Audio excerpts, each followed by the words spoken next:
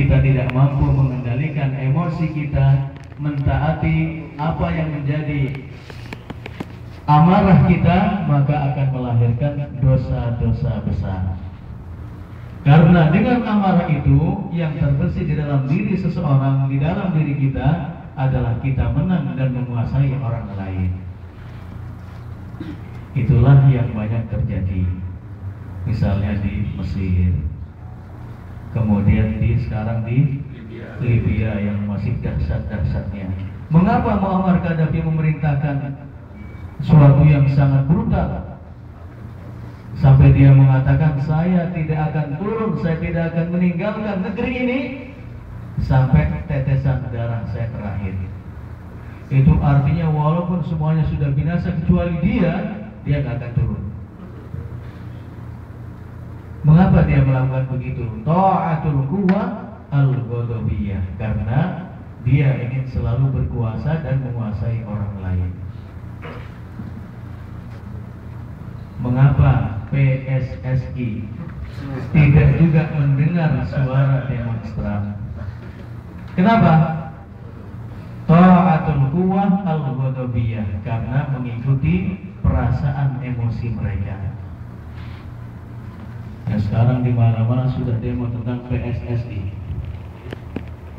Ada dari Surabaya, dari Jawa Tengah, dari Sulawesi datang ke Jakarta untuk demo persoalan itu. Dan mengapa selalu ada tandingannya? Kalau di Libya ada yang pro pemerintah, kemudian di Mesir ada yang pro pemerintah. Mengapa mereka melakukan demikian sampai berbaku hantam?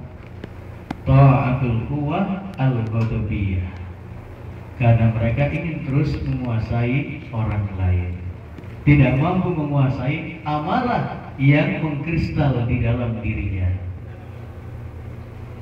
Jadi selama kita tidak bisa menahan amarah kita dan tidak bisa memahami amarah orang lain, maka akan menimbulkan dosa besar.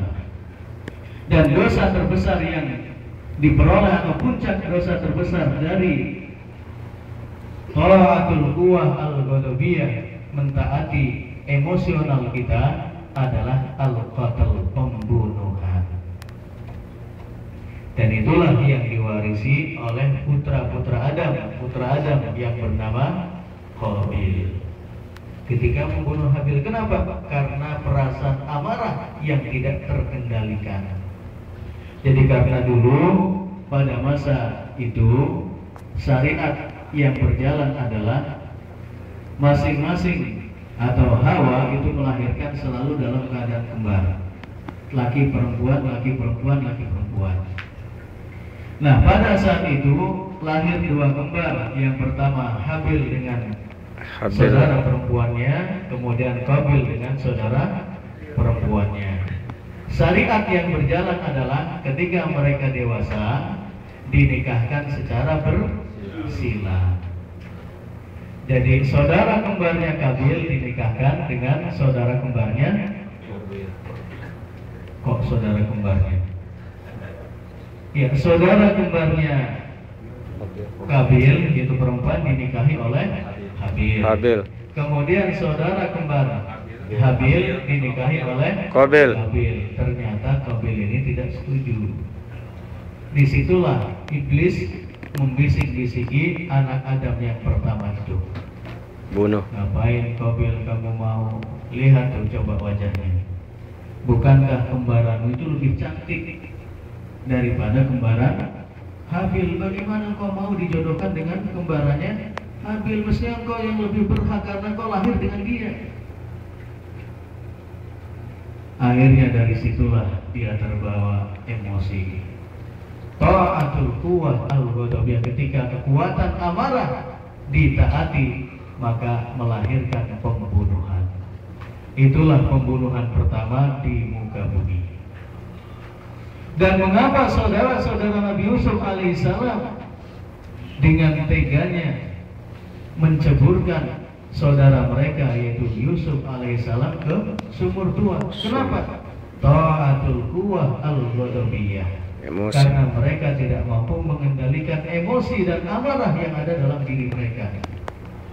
Mengapa ini ayah kita Yakub kok merasa tidak adil atau tidak adil dalam mensikapi kita, bermuamalah dengan kita, berinteraksi dengan kita. Kenapa Yusuf yang selalu dimanjakan? Akhirnya dari kuah al-ghadabiyah inilah ketika ditaati, kekuatan amarah ditaati melahirkan konspirasi. Akhirnya mereka sepakat, gimana nih kita enyahkan saja Yusuf, tapi bagaimana cara yang aman? Ada yang mengatakan sudah kita bunuh saja selesai. Oh jangan. Ada yang mengatakan kita usir saja. Oh jangan. Akhirnya ada yang mengatakan sudah kita ceburkan ke sumur saja. Ada bapak. Ta'atul quwwah al-ghadabiyah. Apalagi kalau kita baca Jawa Pos, ataupun lebih dahsyat lagi adalah pos kota, gambaran Jakarta. Setiap hari ada saja pembunuhan, ya gara-gara uang 1.000 rupiah, gara-gara uang orang parkir yang dicintai diserobot orang lain, gara-gara ini dan itu terjadilah pembunuhan. gara-gara uang parkir. Kemudian yang terakhir adalah yang menyebabkan seseorang melakukan dosa dan maksiat adalah ta'atul quwwah al-syahwaniyah. Ketika seseorang tidak mampu mensikapi tuntunan-tuntunan atau tuntutan-tuntutan kebutuhan syahwatnya. Syahwat yang kita maksudkan di sini cukup kita batasi dua saja, perut dan yang di bawah perut.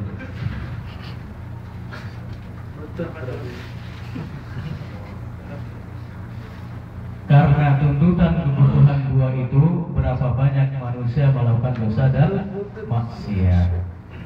Ada orang yang mengais rezeki tidak lagi pandangannya ini halal atau haramkah.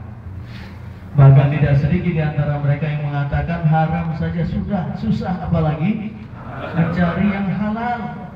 Lagunya rame-rame. Itu artinya ta'atul quwwah asy-syahwaniyah. Syahwat sudah menjadi raja bagi dirinya.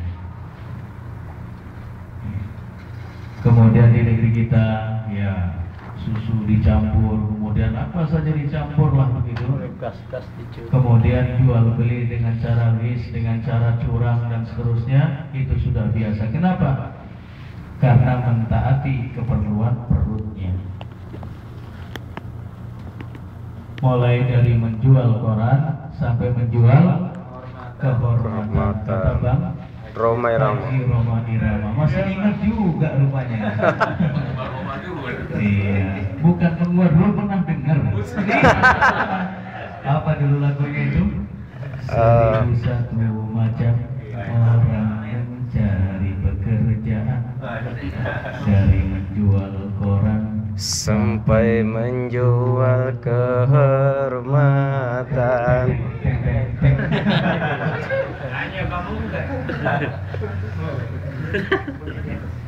Dan masih banyak yang lain. Kehormatan pun dijual. Kenapa? Demi terwujudnya, terpenuhinya kebutuhan perut. Kemudian yang kedua adalah karena tuntutan syahwat yang ada di bawah perut. Yang itu juga tidak kalah dahsyatnya, yang selalu melambai-lambai untuk disentuh.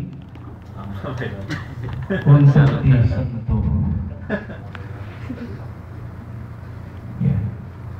Terkadang karena itu persahabatan menjadi terputus. Kemudian jalan yang terang pun menjadi gelap.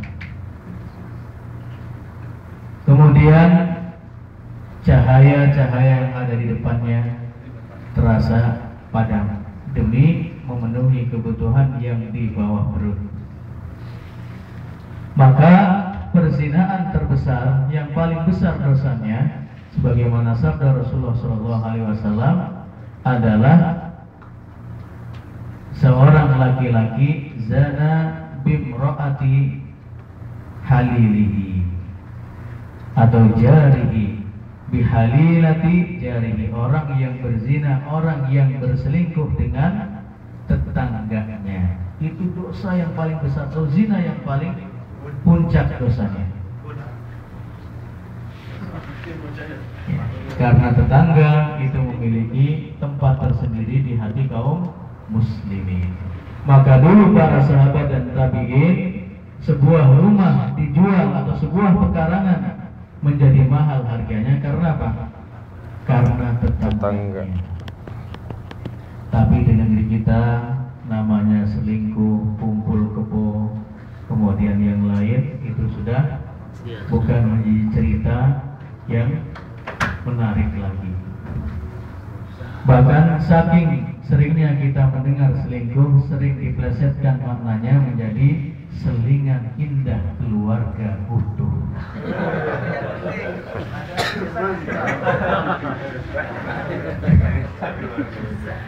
Baik, jamaah sekalian, jadi begitulah asal ataupun sebab-sebab orang melakukan dosa dan maksiat. Yang pertama adalah karena ketergantungan hati kepada selain Allah. Kemudian yang kedua, karena mengikuti kekuatan amarah. Dan yang ketiga, mengikuti kekuatan syahwat perut dan yang di bawah perut.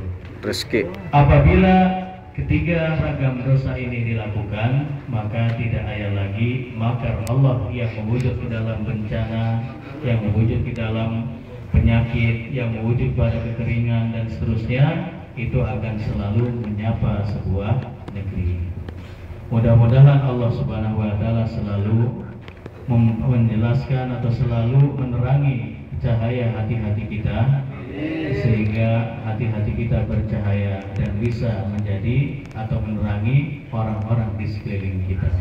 Hadanallahu wa iyyakum ajmain. Wassalamualaikum warahmatullahi wabarakatuh. Waalaikumsalam warahmatullahi wabarakatuh. Waalaikumsalam.